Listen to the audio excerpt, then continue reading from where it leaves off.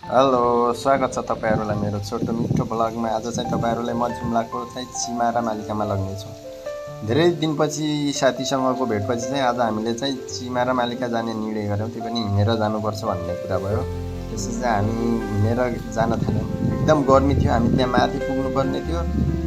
त्यही पनि यत्रो घाममा चाहिँ हामी हिँडेर जाने भन्ने भयो। त्यही पनि हिँड्दै थियौँ, हामी 5-6 जना साथीभाइहरू थियौँ। एकदम गर्मी थियो तर रमाइलो थियो गर्मी भए पनि।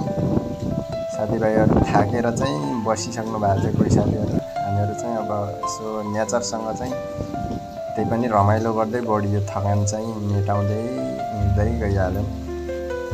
साथीहरू पछाडि आइराख्नु भएको थियो कोही साथीहरू। हामीहरू चाहिँ अलि अघि गइसकेका थियौँ। बाटोमा जाँदाखेरि चाहिँ अब एकदम रमाइलो भयो साथीहरूसँग।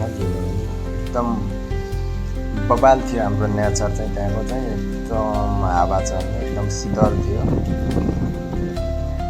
केही समयपछि चाहिँ हामीहरू अलि माथि गएर चाहिँ बसिसकेका थियौँ। साथीहरूलाई आउनलाई अलिक टाइम लागेर चाहिँ हामीले एउटा देउल बनाउनुपर्छ भन्नेतिर लाग्यौँ। चाहिँ हामीले चाहिँ एकजना साथीहरूले चाहिँ एउटा देउल बनाइसकेका थियौँ। त्यही पनि साथीहरूलाई तुरेको अझ नआएको साथीहरू तर बनाएर चाहिँ सकिसकेपछि चाहिँ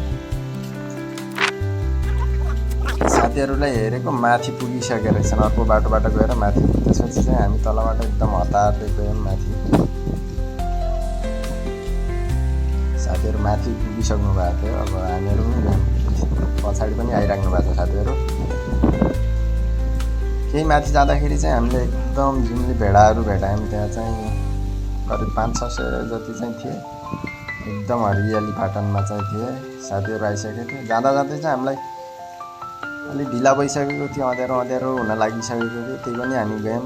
जाँदा जाँदै चाहिँ हामी पुगियो मालिका देश।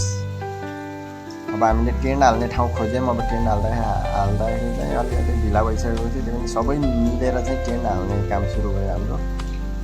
टेन्ट हाल्दा सुरु गर्दै चाहिँ हाम्रो चाहिँ टाइम चाहिँ अलि ढिला भइसक्यो थियो। एकदम भोक लागिसकेको थियो यत्रो 4-5 घन्टाको बाटो हिँड्दाखेरि।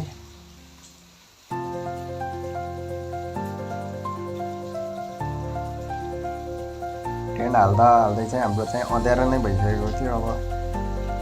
अब भोक पनि एकदम लागेको थियो हामीलाई। अब भोक लागेपछि चाहिँ केही न केही खानुपर्छ भन्ने सोचमा थियौँ। अब हामीले चाहिँ साथीहरूलाई चाहिँ आगो बाल्न लगाएर चाहिँ के खानेकुरा लगेको थियो। हामीले खानुपर्छ भनेर चाहिँ अब साथीभाइलाई चाहिँ खानेकुरा रेडी गर्न लगायौँ। एकदम भोक लागिसकेको थियो हामीलाई। सबलाई खानको लागि चाहिँ हतार भइसकेको थियो।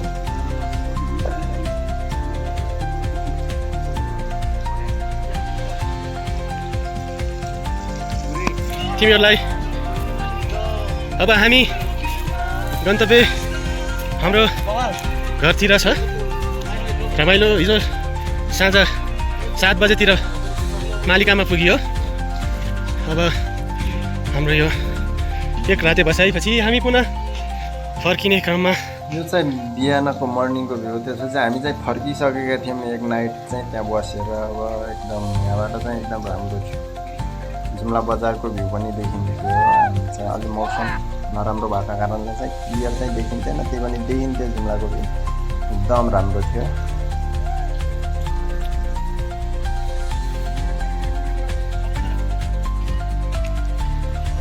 Once more again, time!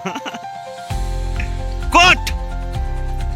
Jumla मालिकाको भिडियो चाहिँ यतिकै लागि। अब अर्को भिडियोमा भेट्नुहोस्। Bye by.